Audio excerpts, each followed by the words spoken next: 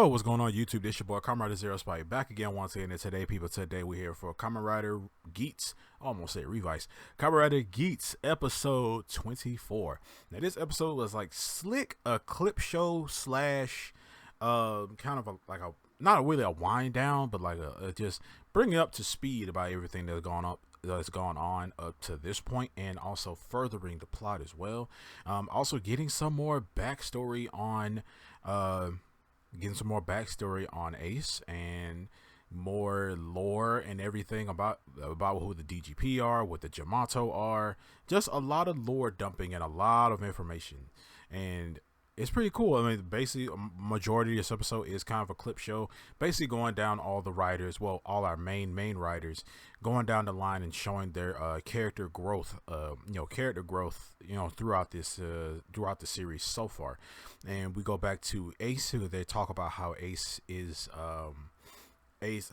was brought into the DGP at first, basically saying that he was essentially born to be in the DGP. He learns all of this from Jin, why, and then we see Niram and his secretary basically announcing to the audience and having their own little they call it the DGP special, where they talked about everything that's there, basically talking about everything that's going on and has gone on in the DGP. And we see our other characters are watching this. Our characters are actually watching this little thing, and we see them going through their small little talks they're having with their supporters. So when they get to the part where they're talking about Ace, they see that Ace was a regular high school student. And when they talk about how he was a regular high school student, they talked about when the Jamato attacked his school, he was the only person that didn't run off. He actually attacked and fought these Jamato back, and that's when he gets approached by Sumini, and that's when he gets his driver, his ID core, stuff like that. And he was excited to actually get a fox. So that's how he actually was brought into the DGP, and he's also talked about all of his winnings that he has had during the DGP. And they basically just go down the line with everyone. But furthering a little bit more of the actual plot, we see that Beruba she's speaking with Buffer, and telling him that she wants to destroy the world with him because she just likes his ambitions and whatever. And also announcing that he is half Jamato now. So Buffer's half Jamato now, and he basically says that I don't care about what you're doing, how you're doing it, what you people are doing. I just want to get, if I gotta use you to get my wish fulfilled, then I'm going to do that. So that's Buffer's whole little MO that he has going on. But in this episode, we're getting more little news about the Jamato, basically saying that the Jamato started to grow and adapt and become smarter because they end up using they're using the dead players as essential fertilizer, and by them doing that caused them to grow emotions, grow ambitions, just basically essentially just become smarter in general. And that's when we see Archimetal was the one, he's always been the caretaker of the Jamato. So that's how essentially they became more smarter, more adaptable and things like that. And that's why Beruba, Future Zero Spike here, editing the video, and I missed something. So in the episode, we did see that they did not tell us how everybody survived that whole nuke attack that Beruba did, and also she most likely destroyed that Jamato greenery place, most likely. So, and also we don't see Archimetal in this episode at all. He only appears in a flashback.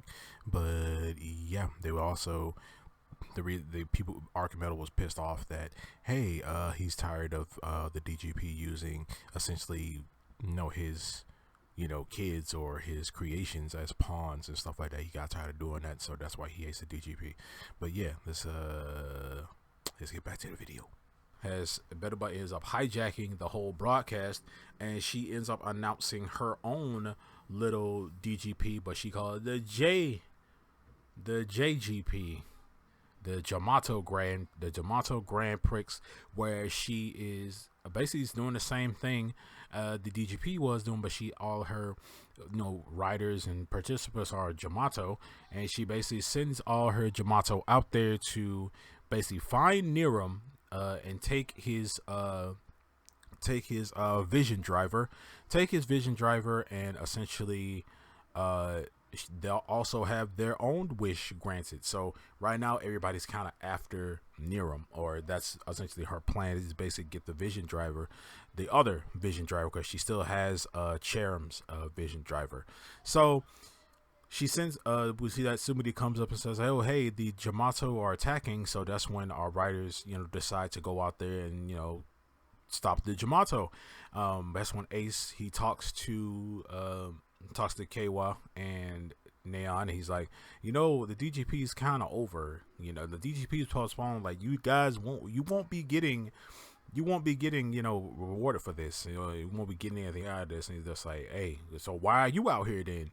Because he was the first one to go. So why are you out here then? So yeah, so then we see our three riders going and taking on all these Jamato. And while they're taking on Jamato, we see that Jin is watching, and Betaba is also watching all the riders, her Jamato fight the riders, and her own little Jamato riders. They're seeing everybody fight, and that's when they talk. Then they have like a little brief talk with each other. After that, we end up seeing Kyun. Kyun is Neon's supporter. He's the guy that she met at the restaurant, and the guy she met outside the restaurant that day, and also the guy that has been just showering her with all this like super lovey-dovey stuff in the background, but she haven't seen his face yet. And we see his rider form, and we also saw the frog guy. The frog dude he essentially comes up and he has a human form, but it's essentially not his form. So it basically essentially like an avatar that he takes on. And they all get Jin, Kyun, the frog dude, and Jin all basically team up to fight Beruba. And Jin is the only one that has like a real rider form. Everybody else has like these big ugly mechs. Like, it's a CG ugly fest. Like, it just Jin has an ugly rider suit, but at least he's a rider. Like, he's a rider suit. The other three are just big CGI mech messes. Kyun, I think he was like a lion thing. The frog dude was a big frog, and we know what Better Buzz looks like, and it just looked really weird. I was hoping that at least Kyun would have a rider form like Jin does. Like, that's what I was hoping for. It just looks so bad. I'm sorry, that was the only dead spot for me, because they were fighting and it was just like, ugh, you guys just got mechs. It looks so weird. So while that's happening, we see that Beruba is still looking. Well, Beruba's fighting all the other three, and we see that Geats and everybody else are also fighting them. And the episode kind of ends off with that. But next episode is gonna be a little weirder. But in this episode, it was actually pretty cool. The information that we got from the frog dude while he was talking to Kawa. He says that we got, the DGP has existed for like a really long time, and has it basically existed in every period of time. So DGPs have been here for like a really long time, and we know that they are from the distant future, but they're from like way in the future. From what he says, they're like way in the future, because he says that we're even further. We're either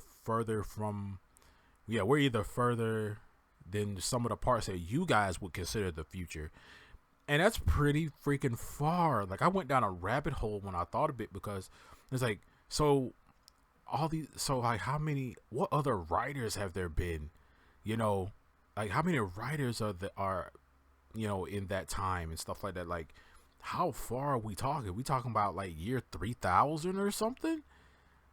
Like, maybe even further than that? I don't know, but it was really interesting to me to see that. And we did talk. He also brought up the also brought up a lot of people have found their happiness because of the DGP and because of how they won the game.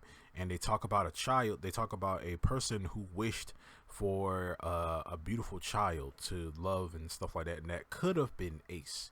That could have been Ace because it just seems like Ace was born to be in the DGP. He was born to be a writer and stuff like that because he was the only person during his time really to like just fight the Jamato and be cool with it. And he was approached by and also being approached by Sumidi. So I'm thinking that maybe Ace is that child that they probably were talking about. And his mother, maybe his mother is also technically immortal, since she essentially she might be that statue. She might be the goddess of creation, and she wished, I guess she ended up wishing for, maybe there was a god of creation before her, or goddess of creation before her, and she probably became it after she made that wish, or had her ideal world or whatever. But other than that, I just wondering, like, how is Ace, maybe Ace, maybe Ace isn't immortal. Maybe Ace is this guy is probably that child, but he's just being reincarnated for so long. But maybe he probably and we know he wasn't around ever since the inception of the DGP, but he was that prodigal child that came along one day. But other than that, this episode, it was okay. I mean, aside from the weird CGI fights, our regular writer fights were actually pretty cool. I like how it wasn't a traditional clip show episode. I like how it actually put the clip show stuff.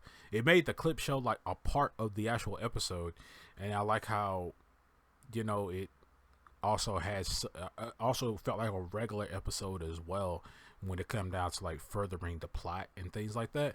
So I like the mix that they had in between that, and I like how they made it a sort of part of the show where our actual characters were watching it and questioning it. So I did like that fact as well. But yeah, guys. You guys let me know down in the comment section below what you guys think of this episode of Kamen Geats. Make sure to like, share, subscribe, hit that notification bell, and I'm gonna see you all next time. And remember, stay henshined.